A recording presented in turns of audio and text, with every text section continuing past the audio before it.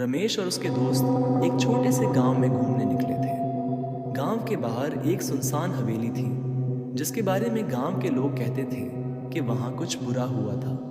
यह हवेली कई सालों से खाली थी और लोग कहते थे कि रात को वहां अजीब आवाजें आती हैं। रमेश के दोस्त ने उसे चुनौती दी कि वह उस हवेली में जाकर एक रात बिताए।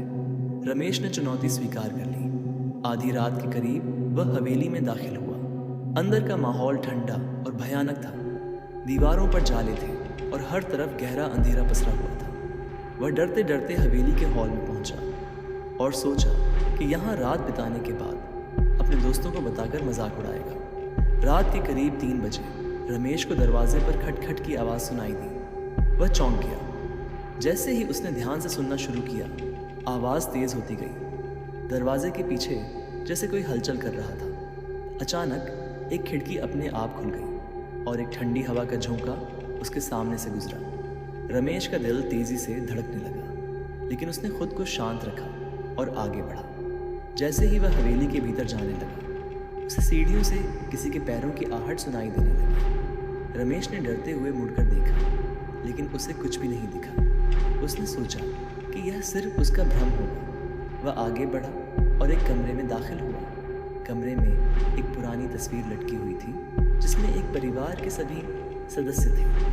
अचानक तस्वीर में मौजूद चेहरे रमेश को घूरने लगे। डर के मारे रमेश का दिल बाहर निकलने को हो रहा था। वह कमरे से भागना चाहता था, लेकिन उसके पैर जैसे जम गए थे। अचानक उसने महसूस किया कि किसी ने उसके कंधे पर हाथ रखा है। उसने घबरा कर मुड़कर देखा, लेकिन वहाँ कोई नहीं था।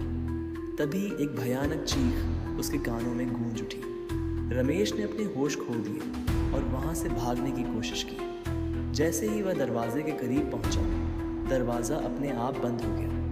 वह पूरी ताकत से दरवाजे को खोलने की कोशिश करता रहा, लेकिन दरवाज़ा नहीं खुला। रमेश समझ चुका था कि अब उसे यहाँ से निकलना मुश्किल है। उसने हिम्मत जुटाई और कमरे में ही एक कोने में बैठ गया। पूरी रात वहीं कांपता रहा। सुबह होते ही गांव वालों ने उसे हवेली के बाहर बेहोश पाया। रमेश को होश आया तो उसने बताया कि उस हवेली में कोई छाया थी जो उसे मार डालना चाहती थी। गांव के लोगों ने बताया कि सालों पहले उस हवेली में एक परिवार को जिंदा जला दिया गया था। तब से वो आत्माएं वहां भटक रही हैं। रमेश ने फिर कभी उस हवेली की तरफ देखने की हिम्मत नहीं की।